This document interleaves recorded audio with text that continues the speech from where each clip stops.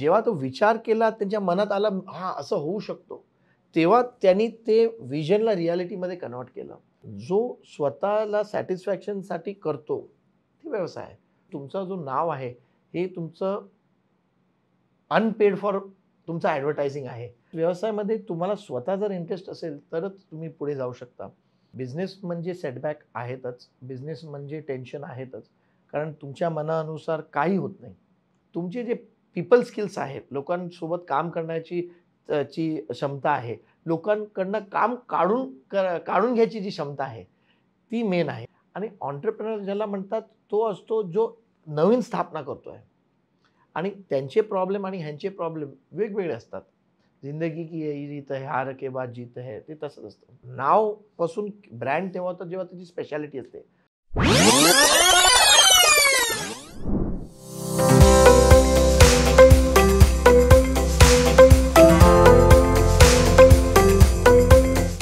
नमस्कार, मी दीपक. हॅशटॅग वैयक्तिक प्रस्तुत कट्ट्यावरच्या गप्पा या चॅनलमध्ये आपल्या सर्वांचं मी मनापासून स्वागत करतो. हॅशटॅग वैयक्तिक या चॅनलवरती आतापर्यंत ज्या पद्धतीने खूप सारी वेगवेगळी लोक आली, त्याच पद्धतीने आज एक नवीन पाहुणे म्हणून आपल्या सर्वांना माहीत असणारे, आपल्या सर्वांच्या परिचित असणारे, आपल्या सर्वांना ज्याची उत्सुकता आहे की यांचा प्रवास कसा झाला असेल, हा असा प्रवास आपण आज या चॅनलच्या माध्यमातून विट्स या कंपनीचे CEO and founder Vikram Kamat sir आहेत. आपण विठ्ठल कामत हे नाव ऐकल्यावरती आपसुकच आपल्या डोळ्यासमोर, आपल्या चेहऱ्यासमोर आपल्याला एक हॉटेल इंडस्ट्री आठवते. त्याचा प्रवास कसा झाला किंवा आज विठ्ठल सरांबरोबरती ते काम करतायत विट्स या कंपनीच्या माध्यमातून खूप साऱ्या वेगवेगळ्या क्षेत्रामध्ये म्हणण्यापेक्षा वेगवेगळ्या हॉटेल इंडस्ट्रीमध्येच वेगवेगळ्या क्षेत्रामध्ये काम चालू आहे. ते कशा पद्धतीने चालतं, त्यांचा प्रवास कसा आहे, आज या चॅनलच्या माध्यमातून आपण मुलाखतीच्या माध्यमातून त्यांच्याकडून जाणून घेऊ. सर, तुमचं हॅशटॅग वैयक्तिक या चॅनलवरती मनापासून स्वागत. Thank you sir. कामत नाव ऐकल्यावरती बऱ्यापैकी आपण डायरेक्ट हॉटेल इंडस्ट्री समोर येते. आपण त्या प्रवासाकडे आपण जाऊच. आपले वडील, आपले आजोबा यामध्ये काम करता राहिले. तुम्ही देखील त्या समोर वारसा जपताय किंवा त्यामध्ये काम करताय कंटिन्यू. मला वाटतं मी सुरुवात इथून करेल की आपलं बालपण कुठं झालं. म्हणजे आता जर बऱ्यापैकी पाहिलं तर आजोबाच्या काळापासून आपली हॉटेल इंडस्ट्रीमध्ये तुमचं आहे घर, सगळं पूर्णपणे काम त्यामध्ये करत आहे. मग तुमचं शिक्षण कुठे झालं, त्याच्यानंतर आपण या क्षेत्रामध्ये परत कशा आलात, इथपर्यंत मला जाणून घ्यायला आवडेल. नक्की. आणि आधी तर सगळ्यांना नमस्कार. आणि माझा जो बालपण होता ते आपण मरीन ड्राईव्हवर राहायचो चर्चगेटला, मुंबईमध्ये. आणि माझं शिक्षण जे आहे ते कॅथेड्रल स्कूलमध्ये झालं. ते मुंबईतली वन ऑफ द सगळ्यात जुनी स्कूल आहे. आम्हाला गर्व आहे की आमचा जो चर्च आहे सेंट थॉमस, म्हणजे जे आमची स्थापना केलेली आमचे असोसिएटेड चर्च आहे सेंट थॉमसेस कॅथेड्रल, हे बरेच लोकांना माहिती नाही. जेव्हा ब्रिटिशर्सनी स्थापना केली मुंबईची, म्हणजे मुंबई तर आधीपासून होतं, पण जेव्हा त्यांनी ती जागा घेतली, जे आज आम्ही फोर्ट म्हणून ज्यांना लोकांना माहिती आहे फोर्ट, ते नाव फोर्ट आलं कारण त्याच्या आजूबाजू खरं किल्ला होता आणि त्याच्या आत ब्रिटिशर होते. आणि नंतर वेळेनुसार ते फोर्ट, जे भिंत होती ते तुटले, पण तेव्हा ती चर्चची स्थापना केली होती. म्हणजे एवढा जुना आपला जो स्कूल आहे आणि त्याची जी हिस्ट्री आहे, तर आम्हाला फार गर्व आहे. त्याच्यानंतर मी 12वी तिकडे केलं आणि त्याच्यानंतर मला इच्छा होती इंडस्ट्री लगेच जॉईन करायला, पण माझ्या वडील आणि मी तर फायनान्समध्ये जाणार होतो. माझी फार इच्छा होती तेव्हा इंडियन स्कूल ऑफ बिझनेस आणि MBA हे फायनान्स वगैरे करायचं. पण माझ्या वडिलांनी म्हटलं की नाही, आपलं एवढं सगळं आहे तर ह्याच्यातच तू बघ आणि पुढे कर. तर मी जॉईन झालो हॉटेल मॅनेजमेंटला, दादर केटरिंग कॉलेज. तिकडे पण आमचे आता 70 वर्ष आमचे सिल्वर गोल्डन प्लॅटिनम जुबली जे म्हणतात ते कंप्लीट झाली आत्ताच थोड्या दिवशी आधी. आणि त्याच्यात पण आमचे इंडस्ट्रीचे एवढे स्टॉलवर्ड्स आणि अलमनस आहे, राईट, जे इंडस्ट्रीमध्ये आहे आणि बरेच लोक जे इंडस्ट्रीमध्ये नसताना पण आज एवढं चांगलं नाव केलं आहे. आणि मी इनफॅक्ट ऑल इंडिया फर्स्ट पण होतो. हो, शाळेत मी शिक्षणाला चांगलं होतो, पण एक्स्ट्रा करिक्युलरमध्ये जास्त टाईम काढायचो. स्पोर्ट्समध्ये, डिबेटिंग, कॉम्पिटिशन, ॲक्टिंगमध्ये मी बरेच प्लेज पण केले आहेत. ॲलेक पदमच्या मुलांबरोबर मी बरेच प्लेज पण केले आहेत. आणि त्याच्यानंतर हॉटेल मॅनेजमेंटमध्ये ऑल इंडिया फर्स्ट पण आलो. आणि त्याच्यानंतर मी ट्रेनिंग करून मी वडिलांना जॉईन झालो. सो एक शॉर्टमध्ये माझी जर्नी ऑफकोर्स. तुम्ही स्पोर्ट्समध्ये होते, काय आवडायचं तुम्हाला खेळायला? ॲक्च्युली तेव्हा मला तर सगळे स्पोर्ट्स आवडतात आणि आमचं कसं असायचं की आमच्या बिल्डिंगमध्ये फारसा मुलं नव्हते. आम्हीच मुलं होते म्हणजे आम्ही 3, मी, माझा भाऊ आणि माझी बहीण.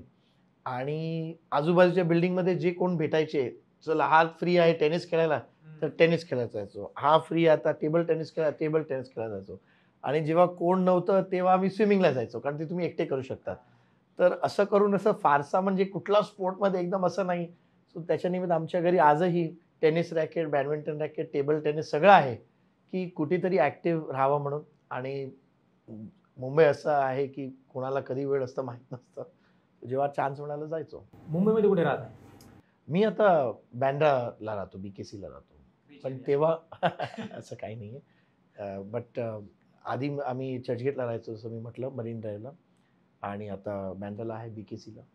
तुम्ही आणि तुमचे भाऊ आणि तुमची बहीण तुम्ही सांगितल्याप्रमाणे बाकीचे 2 लोकं काय करतात? म्हणजे बहीण आणि भाऊ काय करतात? माझे भाऊ आता फुल टाईम माझ्या वडिलांसोबत काम करतात आणि बहीण पण आहे, ती पुण्याला असते. ते काय करतात? लग्न करून. ती पण तिचं स्वतःचं बेकरी सेटअप वगैरे आहे. स्वतःचा व्यवसाय आहे. तुम्ही नंतर विट्सच्या नावाने तुम्ही पुढे आलात. याची काय कारण आहेत? काय होतं, की मी बरेच कामं जेव्हा वडिलांबरोबर होतो, मी ऑर्किड पुणे जे आता बालेवाडीला आहे, ते रेकॉर्ड टाईममध्ये केलं. 2 वर्षात ते पूर्ण प्रोजेक्ट कंप्लीट केलं, which is a record 9 lakh square feet 2 वर्षात कंप्लीट करून हॉटेलला स्थापना करायचं in itself is a big achievement.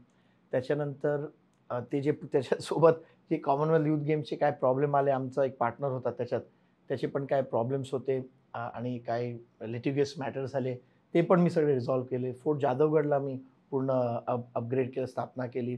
So अशाच बऱ्याच गोष्टी केल्यानंतर मी जेव्हा जायचो वेगवेगळ्या कामासाठी कुठे-कुठे, मला कळलं की भारतात, म्हणजे इंडिया नाही पण भारतात भरपूर असे ठिकाणी आहेत, कुठे तुम्हाला चांगल्या हॉटेल, रेस्टॉरंटची गरज आहे आणि हे मार्केट टोटली अंडरसर्व्हड आहे. आणि त्याच्यानिमित्त आणि हाच विचार आय थिंक इवन श्री टाटांचा पण होता, जेव्हा ते ओरिजिनली जिंजरचा विचार केला. पण माझा विचार बजेटचा नव्हता. मी बघितलं लोकं खर्च करायला तयार आहे टियर 2, टियर 3, टियर 1 सिटीजमध्ये. पण जो फॉर्मॅट आहे तो चुकीचा आहे. म्हणजे तुम्ही अशा शहरात मोठमोठे हॉटेल 200-300 रूमचे हॉटेल ते चालणार नाही, कारण तेवढा बिझनेस नाहीये. पण चांगल्या 4 स्टार 50 रूम, 60 रूम, 70 रूम आणि ह्या शहरात लोकं खर्च करतात जेवणावर, रेस्टॉरंटवर, फॅमिली आउटिंगवर आणि ऑफकोर्स लग्नांवर. तर चांगला लॉन, बँक्वेट आणि रेस्टॉरंट जर असेल आणि महाराष्ट्रात वगैरे फॅमिली रेस्टॉरंट आणि बार जर असेल कुठे, तर गुजरातमध्ये तर अलाउड नाही आहे, पण बाकीकडे कुठे अलाउड आहे. अशा लोकांना फार गरज होती आणि त्याच्याने मी म्हटलं आणि ह्या गोष्टी तुम्ही एक्झिस्टिंग सेटअपमध्ये तुम्ही नाही करू शकतात. आणि माझी इच्छा होती तेव्हापर्यंत ऑलरेडी माझे वडील आधी माझे फेमस होते, पण आणखीन पुस्तकानंतर आणखीन फेमस होते. तर मला कुठे ना कुठे त्यांचा मुलगा आहे असं मला इच्छा होती, कारण सगळ्यांचं शेवटी व्यवसायाचा रक्त आहे. माझ्या वडिलांनी पण पुस्तकात लिहिलं आहे. त्यांना पण होतं, की मी काहीतरी करायला पाहिजे. तसंच मला असं वाटलं, की मी विठ्ठल कामतचा मुलगा नसून ते माझे वडील आहेत. म्हणजे ते विक्रम कामतचे वडील आहेत. तर मला फार गर्व होणार. तर मी म्हटलं, की आपण पण आपली ॲबिलिटी आणि काय करायला पाहिजे. आणि म्हणून मी म्हटलं जे रेस्टॉरंट ते ऑर्किडवरच फोकस करत होते, रेस्टॉरंट्स नव्हते. तर रेस्टॉरंट्स ची स्थापना परत केली. जे आज आपण हायवेवर बघतायत. कामत's लेगसी म्हणून up market premium vegetarian restaurant आहे. तर त्याची केली, विट्सची केली आणि तिकडनं ती सुरुवात झाली. तुम्ही वडिलांच्या नंतर चांगल्या स्वतःचं एक नाव कमवण्यासाठी किंवा एक स्वतःचं नाव असलं पाहिजे, स्वतःचं काहीतरी असलं पाहिजे, अस्तित्व असलं पाहिजे, अशा हिशोबाने तुम्ही सुरुवात केली. पण आता याच्यामध्ये तुम्ही 30 पेक्षा जास्त रेस्टॉरंट तुमचे स्वतःचे आहेत. तर ते कशा पद्धतीने? 30 हॉटेल आहेत, 50 सॉरी रेस्टॉरंट आहेत. 30 हॉटेल्स आणि 50 पेक्षा जास्त रेस्टॉरंट. हो. हे फक्त महाराष्ट्रापुरतं मर्यादित नसून महाराष्ट्रा बाहेर आहे, पूर्ण भारतभर आहे. ते कुठल्या कुठल्या सिटीमध्ये आहे? आपल्या महाराष्ट्र, गुजरात, दिल्ली, कर्नाटका, इनफॅक्ट आपले इंटरनॅशनल पण होते कोविडच्या आधी. जे आम्ही कोविडच्या वेळी आम्हाला ते लीज वगैरे आपल्याला गिव्ह अप करावं लागलं. पण आपलं एशियन कंट्रीजमध्ये पण होतं आणि चांगलं चालायचं. कोविडचा तोटा तुम्हाला पण झालाय? हो, कोणाला बक्षलं नाही कोविडने. किती तोटा झाला कोविड? म्हणजे कशा पद्धतीनं लॉस जर म्हटलं तर कितीपर्यंत? म्हणजे तो अमाऊंट मध्ये नाही, पण कशा पद्धतीने? सगळ्यात आधीचा महिना चांगला वाटला एकदम. म्हणजे तुम्हाला एन्जॉय करायला भेटतंय, व्हिडिओज तुम्ही बघतायत, मुलांबरोबर जेव्हा तुम्हाला वेळ नव्हतं मुलांबरोबर टाईम काढतायत. सगळं चांगलं होतं. म्हणजे मला आठवण्याऐवजी एवढे व्हिडिओज यायचे की प्रेशर कुकर में कैसे पाव बनाओ और ये कैसे बनाओ, प्रेशर कुकरमध्ये केक कसे करायचे, cake mix, it was a different time. आणि त्यावेळी तुम्हाला बराच टाईम होता. तर पण 1-1.5 महिन्यानंतर ज्यांना सवय आहे काम करायची, जसं तुम्हाला जर सवय आहे काम करायची, तर संडेला पण ठीक आहे, 1-2 तास चांगलं वाटतं की काही नाही आहे. नंतर जरा बेचैनी होते की काहीतरी काम करूया, जरा चेक करूया, मेल सेल चेक करूया, पुढचं काम करूया. तर अशा लोकांना ज्यांना संडेला पण शोभत नाही, त्यांना एवढा वेळ जर भेटला, तर ते थोडे मॅड होतात. तर त्याच्यानंतर 1 महिना ठीक होता. त्याच्यानंतर टेन्शन यायला लागलं की एवढ्या लोकांचा पगार कुठून येणार? आणि आमच्या इंडस्ट्रीमध्ये 85% हा तर पूर्णपणे फिक्स कॉस्ट आहे. कारण स्टाफचा खर्च, रेंट, पेरोल, म्हणजे स्टाफचं जेवण जे आहे, ते पण नॉर्मली हॉटेल किंवा रेस्टॉरंट त्यात इन्क्लुडेड असतो. आणि ते तर त्यावेळी हॉटेलमध्ये तर आमच्या क्वार्टर्समध्ये कुठे त्यांना व्यवस्था केली होती किंवा रेस्टॉरंटमध्ये पण त्यांना आपण जेवण द्यायचो. तर थोडं करून तो टेन्शन यायला लागला, की अरे पण आता काय म्हणजे काय ह्याच्यात काय निस्तरायला कसं काय करायला म्हणजे तो टेन्शन झाला. पैसे तर गेलेच. हिट होता. नंतर आम्ही तो वेळ काढायला आम्ही अ, कारण लोकांचे पण खर्च होते काय. तर आम्ही आम्हाला सॅलरी कट तर करावंच लागलं. आम्ही रिव्हर्स सॅलरी कट केलं. कुठे सगळ्यात जे ज्युनियर होते, त्यांचं सॅलरी कापलं नाही. कारण जो माणूस चाळीत राहतो किंवा साध्या ह्याच्यात आहे, तुम्ही त्याचं 10-15% कापून पण काय होणार आहे? त्याला ते म्हणजे 15,000 20,000 मध्ये त्याला ते ₹2,000 फार गरजेचे आहेत. पण जे तुमचे सीनियर मॅनेजमेंट आहेत, जे लाखोमध्ये कमवत आहेत, त्यांना तुम्ही 50-70% कट जरी केलं, तर proportionately you can actually make a big difference. So तसं करून आम्ही रिव्हर्स डिसेंडिंग ऑर्डरमध्ये कट्स केले. आम्ही काही टफ डिसिजन घेतले. बऱ्याच गोष्टी खर्च कमी केलं. कॉन्ट्रॅक्ट्स कमी केले. तर तसं करून रेस्टॉरंट पण बंद केले. कुठे आमचे लीजचे कॉन्ट्रॅक्ट होते, ते केलं म्हणजे फसलेलं डिपॉझिट तरी परत येणार आणि आपण परत रोलिंगमध्ये करू शकतो. तर तसं करून आम्ही ते दिवस काढले आणि ठीक आहे. It it turned out all right. मी तुझ्या त्या पहिल्या प्रश्नाकडे नंतर येईल. माझा एक प्रश्न आहे, पण त्याआधी असं विचारेन की जे रेस्टॉरंट बंद झाले ते परत उभारले म्हणजे उभा केलेत का बरं? नाही, कारण काय झालंय, जो मार्केट आहे, कोविडच्या नंतर मार्केटच बदलली.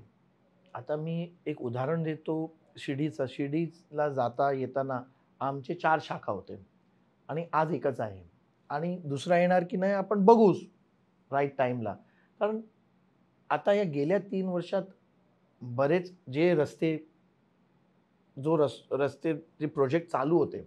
कारण आता जे काय आपण स्थापना करणार, हे बघणार की पुढच्या 10 वर्षाचं काय फ्युचर आहे, काय ग्रोथ आहे. त्यावेळी जे आपण शाखा उघडले होते, ते 10 वर्ष आधीचे प्लॅनिंगच्या अनुसार होते. आणि आज जे आपण करतायत, कारण जे हायवेवर आपण बघतायत, ते सगळे हायवे आता झाले आहेत 4 लेन किंवा with divider and centre. Second असं आहे, की आता NHAI जेव्हा हायवेचे कॉन्ट्रॅक्ट देतात, तेव्हा ते स्वतःचेच फूड कोर्टचे कॉन्ट्रॅक्ट देतात. आता आधीसारखं तुम्ही तुमची जागा आहे म्हणून तुम्ही रेस्टॉरंट नाही करू शकत. तर ह्या सगळ्या चेंजेस येतायत.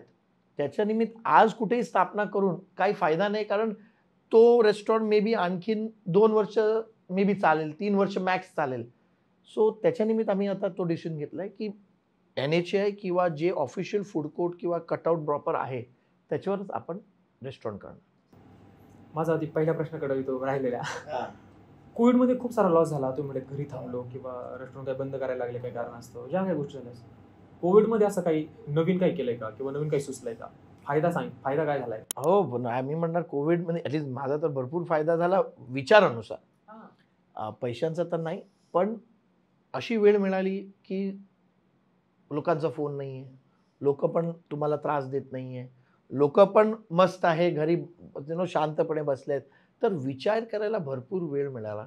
जे नाहीतर तुम्ही जे रोज काम करतायत आणि बरेच लोकांना अशी संधी मिळाली आणि जे आपण इनोव्हेशन बघतायत, लोकं वेगवेगळे छोटे-मोठे व्यवसायामध्ये त्याच्यानंतर जे शिरले, ते त्याच्या निमित्त कारण त्यांना एक चान्स मिळाला विचार करायला. नाहीतर रोज-रोज तुम्ही तेच करताय रोबोटसारखं, की तोच एक रूटीनमध्ये आहे, त्याच्यात आहे. मी ह्या मेरी गो राउंडमधनं कसं निघू?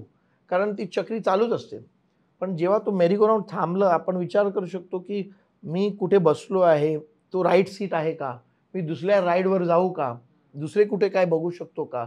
तर त्याच्याने मी ती संधी मिळाली आणि सगळ्यांनी ज्यांनी ज्यांनी त्याचा फायदा घेतला त्यांना फायदा, मला तरी वाटतं बराच फायदा झाला असेल, कारण त्यांना एक नवीन कोर्स चार्ट करायला मिळाला.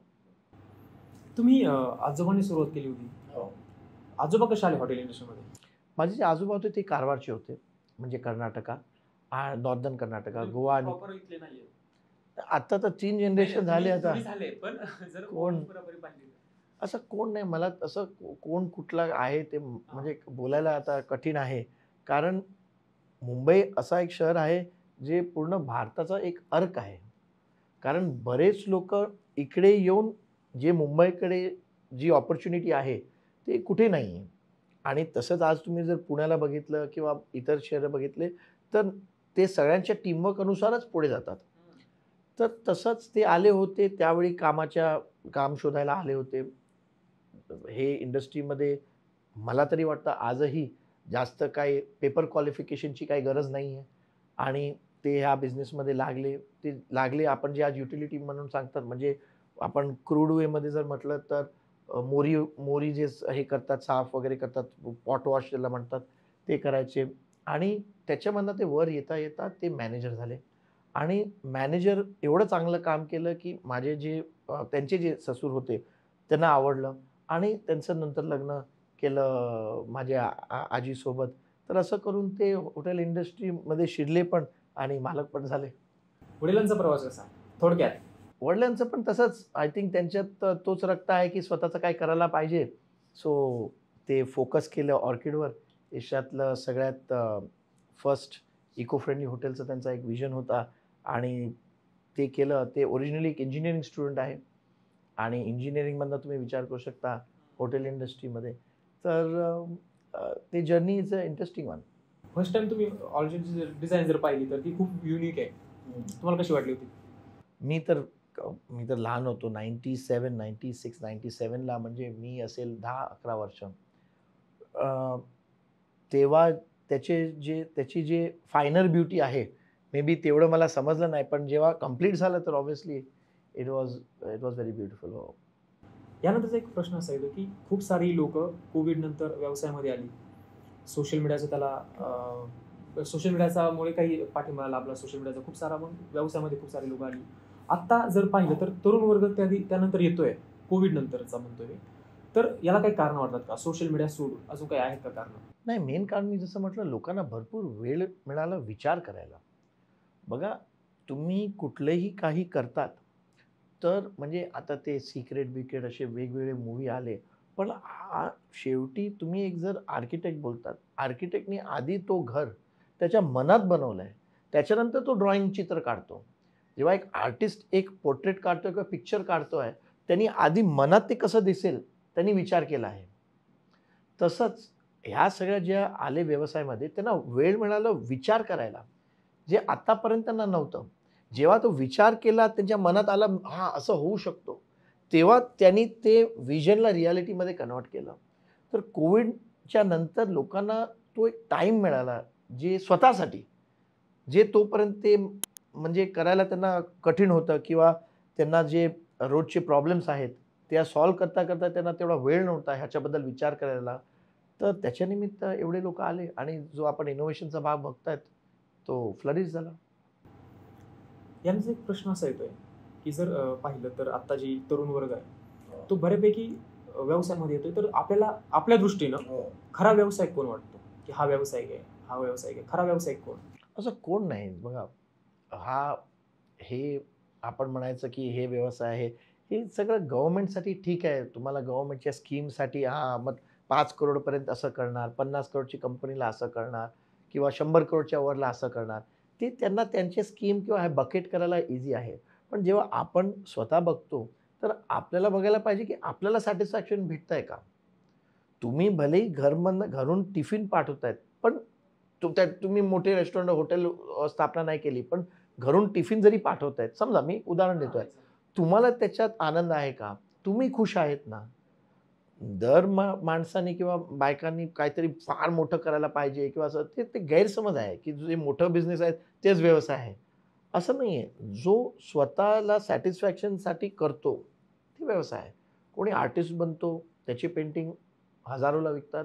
कोणी आर्टिस्ट असतो, ज्यांचे लाखोला विकतात. पण त्याच्याने तुम्ही चांगले किंवा न चांगले आर्टिस्ट असे होत नाहीत. ते तर एक मूलभाव आहे बाकीच्या गोष्टींसाठी. बट फर्स्ट तुम्हाला सॅटिस्फॅक्शन आहे की नाही, ते बघायला पाहिजे. तुम्ही विट्सची स्थापना का केली हे सांगितलं, पण याच्यामधून काय काय चालतं याच्या माध्यमातून? कुठले कुठले व्यवसाय चालतात? म्हणजे हॉटेल्समध्येच पण कुठले कुठले? विट्स एक फोकस्ड ब्रँड आहे 4 स्टार हॉटेलसाठी. 4 स्टार आणि ते पण F&B म्हणजे फूड अँड बेव्हरेज सेंट्रिक हॉटेलसाठी. त्याच्यात चांगल्या रेस्टॉरंट, चांगल्या बँक्वेट्स, फंक्शन हॉल त्याच्यावर आपण जास्त फोकस देतो आणि रूम्स नॉर्मली 50-60 रूम्स ते पण असतात. पण जास्त फोकस F&Bवर आहे. ज्याच्यानी जे लोकल लोकं आहेत, ते पण चांगल्या प्रमाणाने एन्जॉय करू शकतात. कारण नॉर्मली हॉटेलचे रूम जे आहेत, हे लोकल लोकं वापरत नाहीत. हे जे आपण ठीक आहे लग्नासाठी किंवा ह्याच्यासाठी आपण कधीतरी वापरतो. पण बाहेरचे लोकं वापरतात. बाहेरचे कॉर्पोरेट्स किंवा कामासाठी आलेले किंवा ट्रेडर्स बरेच टियर 2, टियर 3 सिटीजमध्ये जे खरेदी करायला जे लोकं येतात मंडीमधनं किंवा तिकडच्या फॅक्टरीमधनं ते येतात राहायला. तर नॉर्मली लोकल लोकांचं हॉटेलचा जो संपर्क असतो, तो त्याच्या रेस्टॉरंट किंवा बँक्वेट्स किंवा फंक्शन ह्याच्या निमित्त असतो. लग्न आहे किंवा मुलाचा बारशा आहे किंवा दुसरं काय आहे, तर त्याच्या निमित्त असतं. आता तुमचे 5 स्टार हॉटेल, मी एकदा एक असं रोडवरती जात असताना एक वाचलं होतं की 5 स्टार टी हाऊस, चहाची टपरी नाव होतं. असं काही आपल्या व्यवसायाला नाव देण्यासाठी काय असं स्पेसिफिक नाव असावं का? आता काय तुम्ही एक कामत नावाचा एक ब्रँड ठेवलाय समोर, तसं काही आहे का? नाही, त्याचा जसं काही इफेक्ट पडतो का नंतर? हो, इफेक्ट पडतो. जसं मी विट्सचं जेव्हा आपण केलं, मला पाहिजे होतं की हा एक मोठा ब्रँड होणार आहे, मला आधीच माहीत होतं. आपण वेगवेगळ्या शहरात नाही तर स्टेट्समध्ये पण असणार आणि भारतात निअरली 30 च्या प्रमाणे लँग्वेज आहेत. त्याचे वेगवेगळे डायलेक्ट्स आहेत. निअरली 3000 डायलेक्ट आहे. तर ते सेम वर्ड सगळ्या भाषेत ईझी व्हायला पाहिजे. तर माझ्यासमोर जे माझे एवढं मी शिकलो त्यांच्याकडनं, माझे जे मेंटॉर आहेत म्हणजे माझे वडील विठ्ठल कामत. तर मी त्यांचंच नाव घेऊन विठ्ठलचं विट्स करून आणि जगभरात रिट्स कार्लटन म्हणून पण फेमस आहे. तर मी म्हटलं की विट्स कार्लटन का नाही? तर असंच विट्स ते विठ्ठल आणि विट्स आणि ते सगळं झालं. सो असंच करताना एक चांगलं नाव पाहिजे. नाव नेहमी शॉर्ट असायला पाहिजे. जेवढं छोटं तेवढं चांगलं कारण बोलायला ईझी. नाहीतर लोकं तुमचं शॉर्ट फॉर्म करून लोकांना आठवणार नाही की ओरिजिनल नाव काय आहे. आणि एक मेसेज ऑल्वेज सेंड्स एक मेसेज नाव नेहमी मेसेज हे करतो. जसं तुम्ही रेस्टॉरंट केलं. फॉर एक्झाम्पल आता कोणाला एक रेस्टॉरंट करायचं आहे आणि त्यांनी आत्ताच माझ्याकडे माझे एक फ्रेंड आले होते. ते म्हटलं मला व्हेज रेस्टॉरंट करायचं आहे. वेज रेस्टोरेंट करायचं आहे आणि ते म्हणत होते मेरे को नाव रखने का है वॉलस. मैं मतलब सर ये नाम इंग्लिश है, लोगों को लगेगा इसमें नॉनवेज होना ही चाहिए। बाहर ठीक है आप रख लोगे लेकिन नॉनवेज होना चाहिए। आपको अगर इंडियन खाना देना है तो आपको एक इंडियनाइज नाम चाहिए। कॉन्टिनेंटल खाना के लिए ठीक है, बट इंडियन नाम आपको देना पड़ेगा। जैसे आपने अगर सितार नाम रखा, एग्जाम्पल मी देतो, सितार किंवा हे, तर that gives a connection direct. तर असंच तुम्ही तुमचा प्रॉडक्ट काय आहे आणि तुम्हाला काय त्याच्यात USP आहे, ते काहीतरी तुम्हाला एक मॅच केलं तर तुम्हाला नेहमी चांगलं होणार. कारण तुमचं जो नाव आहे, हे तुमचं अनपेड फॉर तुमचं ॲडव्हर्टायझिंग आहे. तर एकमेकांना डिस्कस करताना पण तो नाव जर कनेक्ट राहिला, तर ऑटोमॅटिक तुमची चांगली प्रसिद्धी होती. तुम्ही एक चांगले व्यावसायिक आहात. आपल्या वडिलांच्या नंतर तुम्ही तुमचं स्वतःच एक नाव कमवलं. आता वडिलांच्या मनामध्ये तुमच्याविषयी असलेली भावना काय? ते फार खुश आहेत ते. त्यांना फार गर्व आहे. कारण दर दर वडील माझा माझा मुलगा आहे, तो आता 9 वर्षाचा आहे. मुलगी पण आहे. तर दर वडील तेच बघतात, की त्यांची मुलं सेट व्हायला पाहिजे आणि त्यांच्या मुलांनी त्यांच्या पुढे नाही तर ॲटलीस्ट चांगलं करावं ज्याच्याने त्यांना टेन्शन नको. दर आई-वडिलांना वाटतं, की माझी मुलं सेट व्हायला पाहिजे. त्यांना आम्हाला जो त्रास झाला त्यांना व्हायला नको. ते आणखीन चांगलं जे आम्हाला संधी मिळाली नाही ते त्यांना मिळावं आणि त्याच्यासाठी त्यांना चांगलं शिक्षण हे ते देतात. तर ते तर आज फार खुश आहे, की मी सेटच नाही एवढं चांगलं करतोय आणि स्वतःचं आहे तर ही इज व्हेरी हॅपी.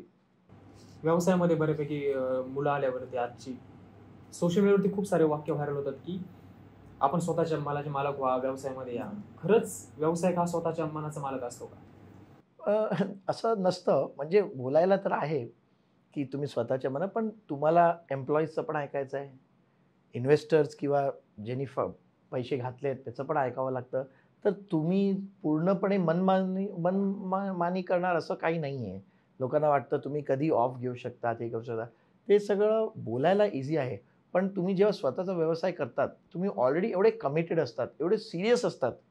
कारण नाहीतर तुम्ही टिकणार नाही.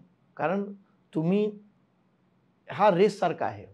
तुम्ही जर पूर्णपणे रेस तर 10 सेकंडचा किंवा 1.5 मिनिटाचा असतो. पण तुम्हाला वर्षभर आणि ऑलिम्पिकसाठी तर 4 वर्ष आधी तुम्हाला ट्रेनिंग करावा लागतो. त्याच्यात तुमच्या पाठी कोण म्हणजे तुम्हाला स्वतःला मोटिव्हेट ठेवावा लागतो. तर तसंच व्यवसायामध्ये तुम्हाला स्वतः जर इंटरेस्ट असेल तरच तुम्ही पुढे जाऊ शकता. तर येस, तुम्ही आहे स्वतःचे मालक आहेत. पण सगळ्यात मेन म्हणजे तुम्ही सेल्फ सॅटिस्फॅक्शनसाठी करतायत. तुम्हाला तुमची ॲबिलिटी, तुम्हाला तुमचं व्हिजन एक रिॲलिटीमध्ये आणायला तुम्ही काम करतायत. ना की हे म्हणजे ज्यांनी फक्त पैसे किंवा ह्याच्यासाठी केलं, ते फारसा त्यांनी म्हणजे टिकले नाहीत किंवा फारसा तो ब्रँड लांब राहिला नाही.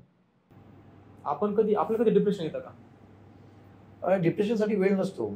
जे बिझनेसमध्ये असतात त्याला डिप्रेशनसाठी वेळ नाही, खूप नसतो. सारे लोक व्यवसाय बंद पडलाय किंवा व्यवसाय चालत आहे व्यवस्थित, त्याच्यामुळे थोडंसं खचून जात आहेत. डिप्रेशन पण सेटबॅक येतात. बिझनेस म्हणजे सेटबॅक आहेतच. बिझनेस म्हणजे टेन्शन आहेतच. कारण तुमच्या मनानुसार काही होत नाही. तुम्हाला दर गोष्टीला तुमच्या मनानुसार आणावं लागतं आणि त्याच्यात मेहनत लागते. त्याच्यात विचार करावा लागतो आणि तो विचार तुम्हीच करू शकतात. कारण जो तुमची टीम आहे ते पण विचार करतात. पण जो तुमचा बघण्याचा दृष्टिकोन असतो, तो फार युनिक असतो. कारण ते लोकं इकडचा विचार करतायत, पण तुम्ही कधी-कधी इकडचा विचार करतायत आणि तुम्ही असे कॉल घेऊ शकतात, जे ते नाही घेऊ शकतात. जेव्हा मालक असतो, बऱ्याच गोष्टी तो खर्च करतो. त्याला माहिती आहे याच्यामधनं मे बी रिझल्ट येणार, मे बी नाही येणार. पण स्टाफ घाबरलेला असतो, की नुकसान झालं तर काय? साहेबांचे पैसे जर गेले तर मला काढणार तर नाही किंवा मला पुढे कुठे जॉब घ्यायला माझ्या ह्याच्यावर हे काय डिफिकल्टी राहणार तर नाही. तर अशा गोष्टींमध्ये ते गुंतलेले असतात आणि मालक मनमोकळेपणा काम करू शकतो. रिस्क जरी झालं तरी नो प्रॉब्लेम. तर तो फरक असतो, जो एक फायदा असतो एक मालकाला आणि म्हणून त्यांनी ते पूर्ण फायदा घ्यायला पाहिजे त्याचा त्या पोझिशनचा. तर आपण यानंतर थोडंसं तरुणांकडे येऊ. आपला अनुभव असलेला जो काही अनुभव आहे तो काही तरुणांना इन्स्पायर ठरेल किंवा काही गोष्टी असतील त्या तरुणांना समजतील, कळतील. आजचा जो तरुण आहे व्यवसायामध्ये येतोय, त्याने कशा पद्धतीने आलं पाहिजे आणि त्याचं अस्तित्व टिकवून ठेवलं पाहिजे, काय सांगायला आवडेल? तर आमचे जे तरुण आहेत भारतात ते फार हुशार आहेत आणि त्यांना एक चांगली संधी आहे कारण बऱ्याच गोष्टी भारतात आम्ही स्किप केल्या आहेत. म्हणजे दुसऱ्या देशा इतर आम्हाला जसं 5G आम्ही डायरेक्ट आज इंटरनेट हाय स्पीड सगळ्या मुलांकडे आहे. याचा फायदा पण होतो. नुकसान पण होतो. नुकसान म्हणजे सोशल मीडिया, कंटेंट ॲब्झॉर्प्शन ते जास्त पण आहे.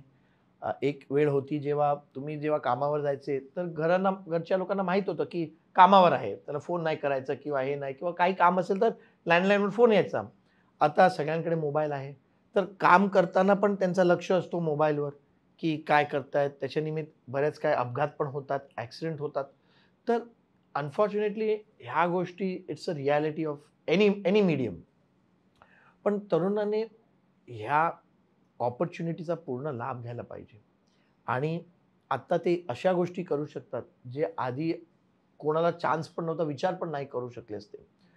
आणि आज ज्यांना जे एक्सपोजर आहे त्यांना, ते आधीची पिढी जी होती, त्याच्यापेक्षा 3, 4, 5, 10 पट आहे. तर त्याचा पूर्ण फायदा जर घेतला, तर ते फार चांगलं करू शकतात. त्या अशा गोष्टी आणू शकतात, जे आजकाल जे US किंवा युरोपमध्ये जस्ट रिलीज होतोय. जे आयडियाज किंवा कॉन्सेप्ट त्याचं कॉन्सेप्टचा एक टाईपचा अल्टरेशन भारतात लगेच येऊ शकतं.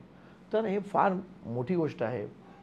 आता ज्या पद्धतीनं स्पीडली तरुण वर्ग व्यवसायामध्ये येतोय, त्या पद्धतीने थोडंसं असं कधी वाटतं का, की बंद पण पडतात व्यवसाय त्यांची आणि याची कारणं? नाही बघा, आधी पण बंद व्हायचे. ते तुम्हाला कळायचं नव्हतं. बस तेवढंच आहे. सोशल मीडिया नव्हतं पण तुम्हाला कळायचं नव्हतं. अ, कुठलाही बिझनेस हा ट्रायल एंड एरर असतो. कुठलाही व्यवसाय किंवा ऑन्टरप्रेनर जेव्हा करतो, जे आपण म्हणतो बिझनेसमॅन आणि ऑन्टरप्रेनरमध्ये काय फरक आहे? बिझनेसमॅन म्हणजे एक माणूस जो एस्टॅब्लिश झाला आहे आणि त्यांनी जर काय 8-10 चुका जरी केल्या, त्याच्याकडे तेवढा कॅपिटल किंवा एवढा पैसे आहेत, की ते फरक पडत नाही. आणि एंटरप्रेन्योर ज्याला म्हणतात, तो असतो जो नवीन स्थापना करतोय आणि त्यांचे प्रॉब्लेम आणि ह्यांचे प्रॉब्लेम वेगवेगळे असतात. आज बघा टाटाची पण मोबाईलची कंपनी चालली नाही. टाटा टेलिकॉम जी होती. पण ते ॲब्झॉर्ब करू शकले. पण आपण म्हणत नाही तो एंटरप्रेन्योर होता त्याचा फेल झाला. It's fine. तसंच पण कारण प्रॉब्लेम्स वेगवेगळे असतात. एंटरप्रेन्योर जो असतो त्याचं म्हणून त्यांनी कमी कॅपिटल स्टार्टिंगला जे म्हणतात बूटस्ट्रॅप म्हणजे तुम्ही कमीत कमी पैशात तुम्ही आधी प्रॉडक्टला लॉन्च करा as a minimum product, minimum viable product आणि त्या MVP नंतर तुम्ही त्याचे परम्युटेशन, कॉम्बिनेशन जे काही चुक्या आहेत त्याला सॉल्व्ह करत तुम्ही त्याला आणखीन चांगलं करा. तर तीच रीत असते. एंटरप्रेन्योरशिपसाठी ते गाणं आहे ना, जिंदगी की यही रीत है, हार के बाद जीत है. ते तसंच असतं. त्या पद्धतीने चालत असणार. येस. आता सध्या तरुण वर्ग बऱ्यापैकी सध्या पुण्यात एवढं ड्रग्स वगैरे सापडतं. तरुण वर्ग याच्याकडे चाललाय. याच्याकडे तुम्ही कसं पाहता? म्हणजे आपण जर पाहिलं तर एका साईडला म्हणतो की भारताचं भविष्य, तरुणाई ही भारताचं भविष्य वगैरे वगैरे. तर याकडे तुम्ही कसं पाहता? मला म्हणजे असं ते हे ड्रग्सचं हे बघितलं तर ते म्हणजे ह्याच्यावर नवीन वेब सीरीज येणार जे जे इंग्लिशमध्ये होतं ब्रेकिंग बॅड तसंच आता कुठला तरी वॉल्टर व्हाईट इकडे पण आपल्याला काहीतरी असं सीरीज आय एम शुअर बरेच स्क्रिप्टवाले त्याच्यात बसले असतील. तर काही ना काही त्याच्यात स्पिन काढायला. पण मला असं वाटत नाही की अशा गोष्टीनिमित्त आपण म्हणायला पाहिजे की यूथचा हे आहे किंवा हे आहे. हे सगळं भारतासाठीच होतं हे आहे की नाही ते मला माहीत नाही. आणि पुण्यातच सापडलं. आता कोइन्सिडेंटली ते पुण्यात फॅक्टरी होते म्हणून पुण्याच्या तरुण त्याच्यात इन्व्हॉल्व आहे. ते पण म्हणायचं चुकीचं असेल. कारण हे सगळीकडे जात असणार आणि ह्याचा जो जो ओव्हरऑल जो मात्रा आहे म्हणजे पर्सेंटेज आहे. बघा चुकीचे करणारे भरपूर लोकं असतात. आता गाडी पण तुम्ही कोणाला दिली तर बरेच लोकं स्पीडिंग करतात. स्पीडिंग करतात आणि ॲक्सिडेंट होतात म्हणून आपण काय सगळ्यांना म्हणायचं गाडी चालवू नका. ते जे लोकं ह्या पदार्था पदार्थच्या प्रती अट्रॅक्ट होत आहेत, त्यांना आपल्याला मे बी त्यांचं मानसिक जे स्ट्रेस आहे, प्रेशर आहे किंवा त्यांना काही त्रास आहे, त्याच्यात समजून घ्यायला फार चांगलं होणार आणि त्याचं जर रिफॉर्म आपण जर आणलं, तर आणखीन बरं आहे. कितीतरी लोकं बिचारे सिगारेट पिऊन मरतायत कॅन्सरनी, पण तिकडे आपण म्हणत नाही, की तरुणचं नुकसान होतंय. कारण ते एवढे टॅक्स भरतायत गव्हर्नमेंटला आणि गव्हर्नमेंट खुश आहे टॅक्स वाढवून घ्यायला. तर आपण असं बघायला नाही पाहिजे. आपण बघायला पाहिजे, की कारणं काय आहेत, की लोकं ह्याच्या अट्रॅक्ट होत आहेत ह्या गोष्टीसाठी आणि तसं बघायला पाहिजे. कुठल्याही गोष्टी चांगलं नसेल किंवा थोडं प्रॉब्लेम आहे म्हणून बॅन करायचं, हे चांगलं नाही आहे. आता काय आता पबचा आणि ह्याचा काय संबंध? लोकं घरी पण पिऊ शकतात. इनफॅक्ट तुम्ही या सगळ्या गोष्टी जसं पब वगैरे आहे, मुंबईसारखा सिटी का सेफ आहे? कारण लोकं 12, 1, 2, 3 वाजतापर्यंत कामानिमित्त, बाकीच्या गोष्टींनिमित्त फिरत असतात. आज महाराष्ट्र आणि बाकी स्टेट पब असू द्या नसू द्या, आता गुजरातमध्ये पब नाही आहेत म्हणून गोष्टी होत नाही आहेत का? ॲक्सिडेंट होत नाहीत का? तरुण चुकीच्या मार्गाने जात नाहीत का? ते काय म्हणजे हे असं there is no correlation between any of these things. हे काही वेस्टेड इंटरेस्ट असतात ज्यांना वाटतं, की आपण असं हे स्पिन करून न्यूजसाठी किंवा कुठल्याही गोष्टीत बॅन ऑप्शन नाही आहे. तुम्ही चाकू ठेवता, तुम्ही चाकूने चांगलं जेवण बनवू शकतात, लोकांकडनं पैसे पण काढू शकतात. ते तुमच्या अनामधून तुम्ही चाकू बंद करणार का? हे ज्याच्या हातात चाकू आहे, त्याची मानसिकतावर आहे आणि त्या मीडियमच्या यूजवर आहे. आता ह्याच सोशल मीडियावर कितीतरी लोकं आता जसं आमचा टॉक आहे, किती लोकं प्रोत्साहित होणार आणि ह्याच सोशल मीडियावर लोकांना काही देशाविरुद्ध काही करायला लोकांना उत्साह म्हणजे त्यांना हे केलं जातं म्हणजे इन्साईट केलं जातं हो. तर it's up to you. The medium is not bad. We have to find out and solve the root cause of the problem. विट्सच्या माध्यमातून अजून काही व्यवसाय नवीन असणार आहेत का पुढे भविष्यामध्ये? बघा एक ब्रँडनी नेहमी एक काम केलेलंच बरं. जसं कामच प्युअर व्हेज साऊथ इंडियन आहे आणि तेच आहे म्हणजे आमच्या द्वारका बोला, सोमनाथ बोला, कुठे-कुठे आमचे टेम्पल टाउन्स आहेत. त्याच्यात पण कुठे कामच आहे त्या हॉटेलमध्ये प्युअर व्हेज आहे. तसंच ब्रँडनी एक गोष्ट फार चांगलं करायला पाहिजे. ब्रँड एक ॲथलीटसारखा आहे किंवा आर्टिस्टसारखा आहे, त्याची पर्सनॅलिटी असते आणि त्या पर्सनॅलिटी दुसऱ्यांपेक्षा वेगळं असायला पाहिजे आणि त्याचे अचीव्हमेंट्स पण वेगळे असायला पाहिजे. तरच ती ब्रँडची स्थापना होते. जेव्हा आपण नाहीतर ती फक्त लेबल असते, नाव असतं फक्त. नावपासून ब्रँड तेव्हा होतं जेव्हा त्याची स्पेशालिटी असते. सचिनची नावाचं नाव आहे कारण he he was a fantastic batsman. Dhoni आज आठवण लोकांना असतो कारण he is a fantastic captain. त्यांनी किती स्कोर केले, काय केलं, काय नाही, किती विकेटचे कॅच घेतले, सोडले, कोणाला मॅच जिंकतो ना बास. तर what you do and you should do it well. So Vits 4 star F&B service hotel, F&B centric हॉटेलमध्ये नंबर 1 आहे. ती पोझिशन कोणाकडे नाही आहे आणि त्याच्यात आपण अव्वल आहेत. तोच फोकस आहे. तर आपण ऑलरेडी खूप साऱ्या हॉटेल्स, चांगल्या नाव आहे हॉटेलचं, तर आपण याच्यामध्ये काही मुलांना शिक्षण दिलं पाहिजे किंवा प्रशिक्षण दिलं पाहिजे असं काही आहे का प्लॅनिंग किंवा आता चालू आहे का? हो, आमचं जे Kamat hospitality academy of skill म्हणजे खास अकॅडमी, हे भारतातली एकमात्र अकॅडमी आहे, जे अर्न अँड लर्न प्रोग्राम करते हॉस्पिटॅलिटीमध्ये. म्हणजे ₹7,000 तुम्हाला स्टायपेंड म्हणून आम्ही देतात, जे मुलं आमच्यासोबत आहेत आणि त्यांना ऑन द जॉब ट्रेनिंग देतो. बरेच लोकांनी माझ्याकडे आले आणि म्हटलं, की "अरे, हे मोठे-मोठे युनिव्हर्सिटीवाले, की अरे तुमचं नाव आहे, तुम्ही हे का करताय? तुम्ही डिग्री कोर्स करा, हॉटेल मॅनेजमेंट करा, 2,00,000 भेटतील, 3,00,000 भेटतील, हे तुम्ही 50, 60, 70,000 घेऊन का करतायत?" तर आमचा जो उद्देश आहे, तो आहे, की लोकांना नोकऱ्या भेटायला पाहिजे. जे आज हॉटेल मॅनेजमेंटच्या डिग्रीमध्ये 50% सीट एम्प्टी आहेत. पण तेच आमच्याकडे सीट कमी पडतात. आम्ही 150 वरनं 300 मुलांना यावर्षी करणार आहेत. आणि आमचं पूर्ण जॉब ओरिएंटेड प्रॅक्टिकल आमचं ट्रेनिंग आहे. ऑन जॉब ट्रेनिंग आहे. आमच्या जे मुलं आहेत, ते आत्ताही ऑलरेडी जे फूड प्रोडक्शनमध्ये लागलेत, ते तंदूरमध्ये, बाकी गोष्टीमध्ये करतायत. जे हॉटेल मॅनेजमेंट मी केलं आहे हॉटेल मॅनेजमेंट, आम्हाला तंदूरचं कधी शिकवलं पण नाही. एक थिअरीमध्ये दाखवलं तंदूर असं असतो, असं तसं असतं हे ते. पण ॲक्चुअली प्रॅक्टिकल केलं नाही. हॉटेल मॅनेजमेंटमध्ये आज तुम्ही जर बघितलं तर जे फॉर एक्झाम्पल ज्याला किचनमध्ये इंटरेस्ट आहे, हॉटेल मॅनेजमेंट करतोय, तरी त्याला अकाउंट्सचं शिकवलं जातं. आणि ते एवढे टेन्शनमध्ये येतात, त्यांना अकाउंटचं कळत नाही आणि डेबिट क्रेडिट करण्याच्या चक्करमध्ये फेल होतात. कधी त्यांचा केटी लागतो, हे होतो. तसंच ते स्ट्रॅटेजी मॅनेजमेंटमध्ये शिकवतात. बॅलन्स शीट कसं वाचायचं हे आता जो मुलगा किंवा हे 10 वर्ष पर्यंत तरी बॅलन्स शीटचं एवढं तुम्हाला नॉलेजची गरज नाही. शिकून काय फायदा आहे? तुम्हाला प्रॅक्टिकल ओरिएंटेड कोर्स पाहिजे, ज्याच्याने ह्यांना तुरंत जॉब भेटेल आणि त्याच्यानंतर ते पुढे जाऊ शकतात. कारण आमची जी इंडस्ट्री आहे, हे फार प्रॅक्टिकल इंडस्ट्री आहे. It's all about you. तुमचे जे पीपल स्किल्स आहेत, लोकांसोबत काम करण्याची ची क्षमता आहे, लोकांकडनं काम काढून घ्यायची जी क्षमता आहे, ती मेन आहे. हे सिव्हिल इंजिनिअरिंगसारखं नाही, तुम्ही स्लॅब बांधतायत, किती त्याच्यात स्टील असेल, किती थिकनेस पाहिजे, स्लॅब काँक्रीट किती पोअर करणार, ब्रिज बांधतायत, किती गाडी जाणार, त्याचं वजन किती असेल, हे असं काही नाही. तुम्ही ते काम करतायत, जे तुम्ही तुमच्या मित्रांबरोबर करतात. तुम्ही त्यांच्या मित्रांना तुमची बर्थडे असेल, तुमची पार्टी असेल, तुम्ही त्यांची खात्री घेतात. "अरे, तुला आणखीन काय पाहिजे का? अरे, काय आणणार? काय बघतोय? अरे, हे चांगलं आहे का?" हे प्रॅक्टिकल गोष्टी आहेत.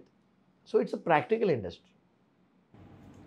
तुम्ही आतापर्यंत व्यवसाय केला, कुठल्या शहरामध्ये व्यवसाय करताना बरं वाटलं किंवा मजा आली काम करताना?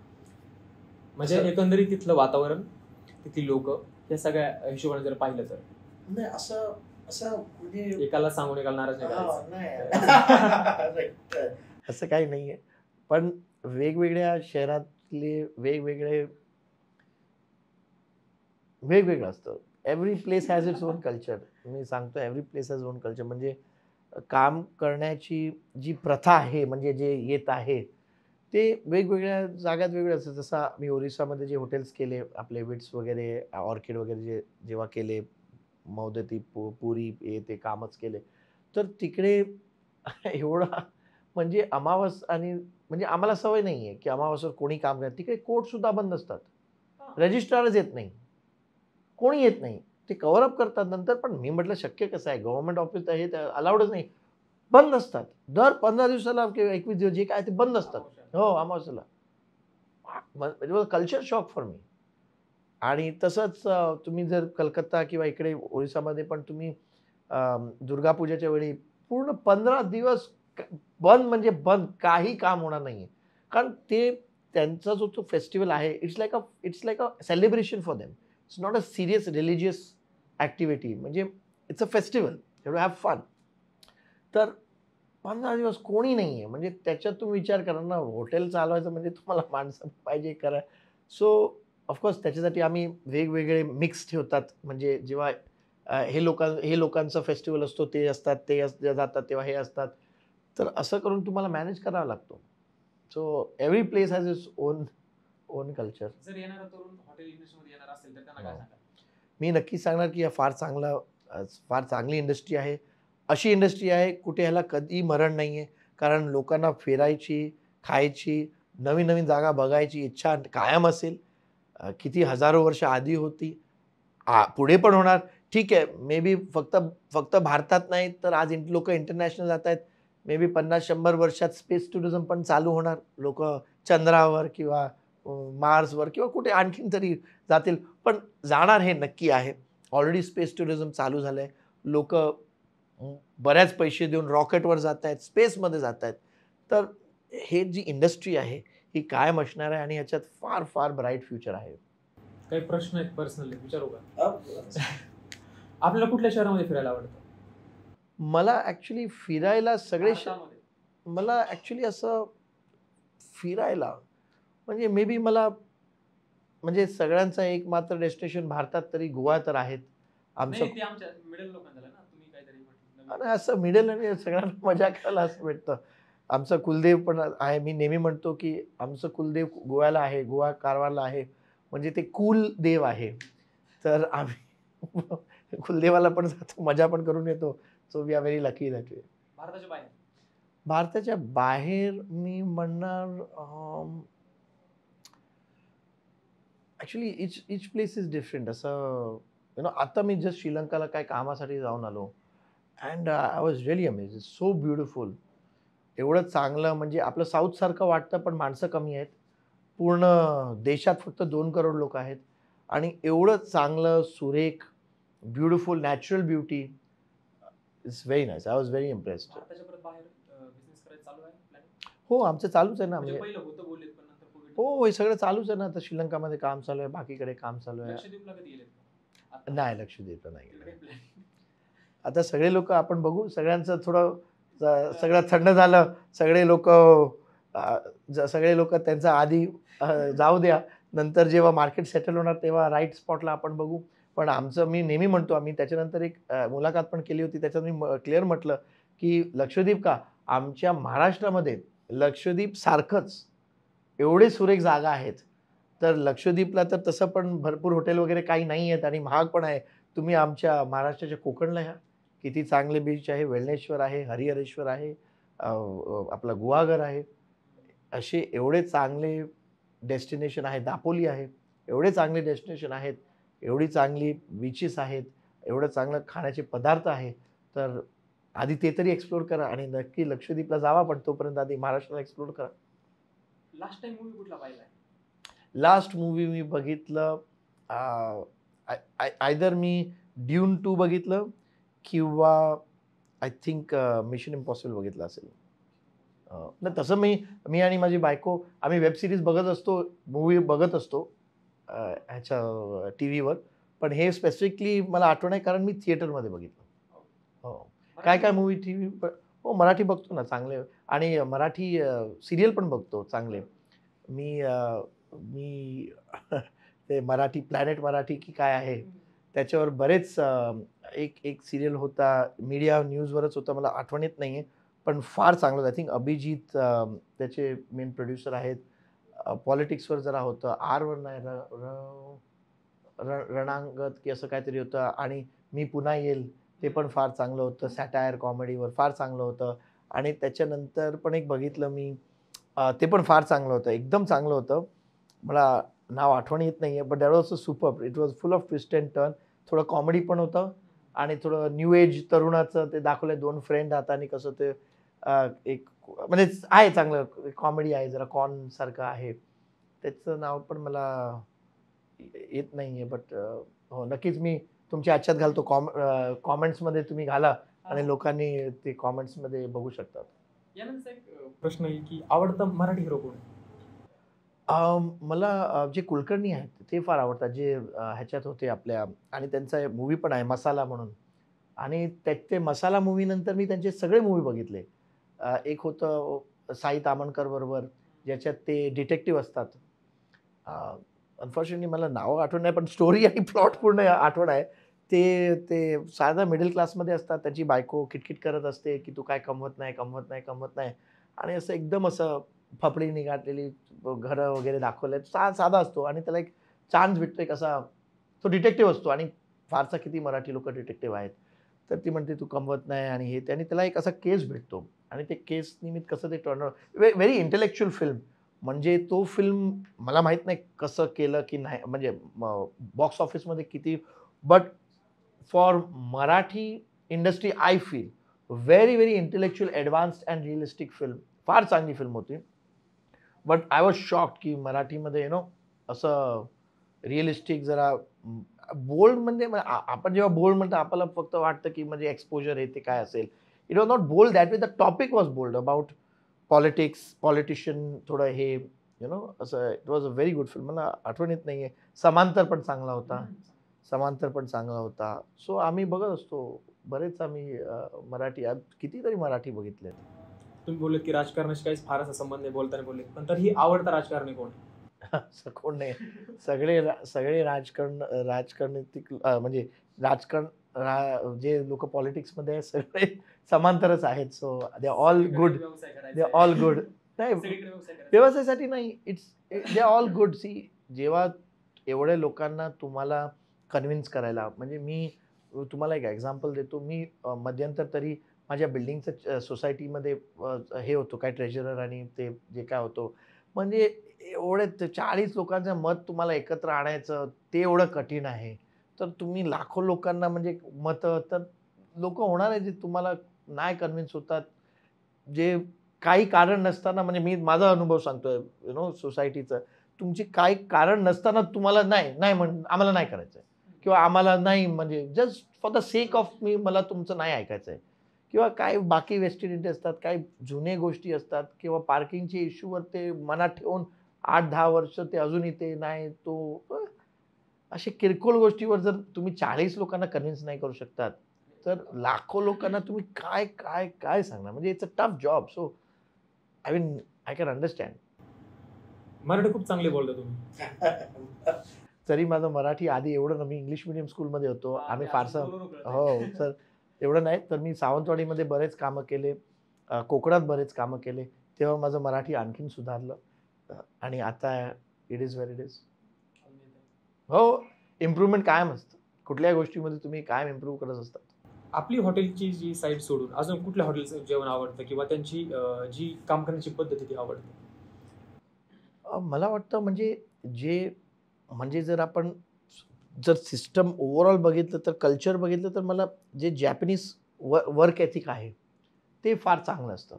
जे जपान छोटा म्हणजे फार लहान देश आहे, आणि अ, लहान असून सुद्धा ते कितीतरी पुढे गेले टेक्नॉलॉजीमध्ये, आणि पूर्ण वर्ल्ड वॉर II नंतर जर आपण बघितलं, तर पूर्ण देश हा उद्ध्वस्त झाला होता. म्हणजे सगळ्यात 2 मोठे सिटी तुमचे पूर्णपणे कोण म्हणजे ॲटॉमिक बॉम्ब नंतर पूर्णपणे झिरो झाले आहेत. त्या शून्यामध्ये नाही, निगेटिव्हमधनं, म्हणजे तुमची माणसं रेडिएशनमध्ये ह्याच्यात त्याच्यात तुमची कितीतरी पिढी खराब झाली, आणि त्याच्यामधून पण तुम्ही फक्त 20-30 वर्षात 1970s मध्ये ते नंबर 1 वर परत आले. फार मोठी गोष्ट आहे.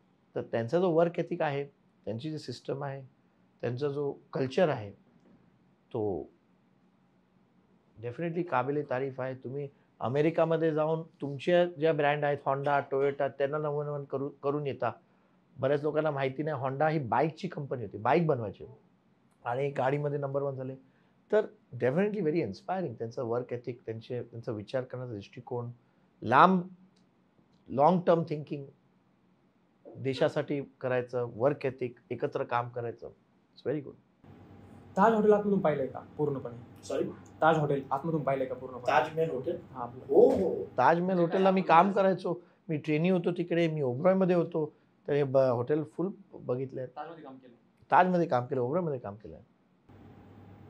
यानंतर एक लास्टचा प्रश्न आहे. कधी विठ्ठल कामत सर हे असं डिप्रेशनमध्ये आहेत किंवा नैराश्यामध्ये असं कधी पाहिलं का त्यांना, आणि त्याचं काय कारण? नाही, असं कधी बघितलं नाही आहे त्यांना. कारण काय होतं, जेव्हा तुम्ही कुठल्या व्यवसायामध्ये येतात आणि तुम्ही तुमच्या बॉडीला समजून घेतात आणि तुम्ही म्हणजे आपण आधी विचारलं होतं, की डिप्रेशनमध्ये बिझनेसवाले येतात की नाही. तर ते रीड द बॉडी वेल आणि ज्यांना तेव्हा वाटतं, की ते फार स्ट्रेस्ड आहेत किंवा त्यांचा काही ना काहीतरी स्ट्रेस रिलीज असतो आणि जर नसेल तर दे शुड फाइंड वन. काही लोकं स्पोर्ट्स खेळतात, काही लोकं वॉकला जातात. लाइक मला वॉकवर जायला आवडतं कारण आणि मी माझा हँड्स फ्री घालून माझे कॉल्स पण करतो, लोकांशी बोलतो पण आहे, काम पण करतोय आणि वॉक पण करतोय. काही लोकं स्पोर्ट्स खेळतात, काही लोकं चल आपण फिरायला जाऊया किंवा काही लोकं कराओके करतात, म्हणजे घरी करतात किंवा बाहेर करतात. तर अशा कुठल्याही प्रकारचा एक स्ट्रेस रिलीज फार गरजेचा आहे. कुठलाही म्हणजे तुम्ही अ, व्यवसाय म्हणून नाही, तुम्ही जरी साधा काम करतात कुठल्याही कंपनीमध्ये, तर तुमची काहीतरी हॉबी किंवा आउटलेट तुम्हाला पाहिजे, जे तुम्ही पैशासाठी नाही, स्वतःच्या आनंदासाठी करतायत आणि त्याच्याने तुमचा जो स्ट्रेस आहे तो झिरो होतो. तुम्ही परत एक रिअलाइन होऊ शकतात. परत तुम्ही रिचार्ज होतात, की परत मी त्या मार्गावर जाऊ शकतो. आजपर्यंत खूप साऱ्या वेगवेगळ्या लोकांना भेटलाय, वेगवेगळ्या देशामध्ये गेलाय, त्या लोकांना भेटलाय, मोठ्या मोठ्या लोकांना भेटलाय. आज या छोट्या माणसाला भेटून काय वाटलं? इथे गप्पा मारून कसं वाटलं? असं काही नाही आहे म्हणजे म्हणजे तारीफच केली पाहिजे असं नाही, म्हणजे बोर केला असं पण होऊ शकतं. नाही, पण असं काही नाही आहे. म्हणजे मोठा-छोटा माणूस असं कधी नाही माझ्या वडिलांनी शिकवलंय, नाही मला असंच प्रत्यक्ष वाटतं, असं काही नसतं. मोठा आणि छोटा कोणी नसतो. फार चांगलं वाटतं. मला फार आनंद झाला आणि मी पण काही 2-3 गोष्टी तुमच्याकडनं शिकलो. आपले जे आधी वार्ता होती त्याच्यात. तर it's a learning experience. You learn all the time. नक्कीच तुम्ही देखील हॅशटॅग वैयक्तिक या कट्ट्यावरती आलात, त्याबद्दल मी तुमचे धन्यवाद देईलच. थँक्यू मला बोलायला. तर आजचा आपण जो काही आतापर्यंत पाहिलात, असे असणारे विक्रमजी कामत सर आहेत, ज्यांचे वडील विठ्ठल कामत सर यांनी खूप सारं स्वतःचं अस्तित्व निर्माण केलं. हे सगळं अस्तित्व निर्माण करत असताना आपल्या विक्रम सरांना सुद्धा वाटलं की आपलं स्वतःचं काहीतरी अस्तित्व असावं. आपण फक्त वडिलांचं नाव पाहिजे किंवा ते असावं असं नाही, की मला विठ्ठल कामत यांचा मुलगा न ओळखता विक्रम कामतचे वडील विठ्ठल कामत असं ओळखावं, असे असणारे विक्रम सर होते. त्यांचा प्रवास जर पाहिला तर खूप वेगळा आहे. स्वतःच्या कष्टावरती ताज हॉटेलला त्यांनी काम केलं, त्याच्यानंतर छोट्या काही अजून काही हॉटेलला काम केलं आणि वेगवेगळ्या देशामध्ये महाराष्ट्रभर, महाराष्ट्राबाहेर आणि देशाच्या बाहेर देखील स्वतःचं काम पोहोचवलं, असे असणारे विक्रम कामत सर आहेत. त्यांनी एक तरुणांना व्यवसायाच्या माध्यमातून पुढे येण्यासाठी अकॅडमिक देखील ते काम करत आहेत. एक अकॅडमी आहे, ते आता मुंबई ठिकाणी काम करत नंतर पुण्यामध्ये येणार आहे असं त्यांचं चाललंय. आपण त्याचा वेट करूया. त्याचबरोबर ती यांच्या माध्यमातून विठ्ठल सरांचा देखील प्रवास आपण पुढे लवकरच हॅशटॅग वैयक्तिक या चॅनलवरती घेऊन येतोय. आणि सर, तुम्ही देखील हॅशटॅग वैयक्तिक या चॅनलला वेळ दिलात, त्याबद्दल मी मनापासून धन्यवाद. थँक्यू.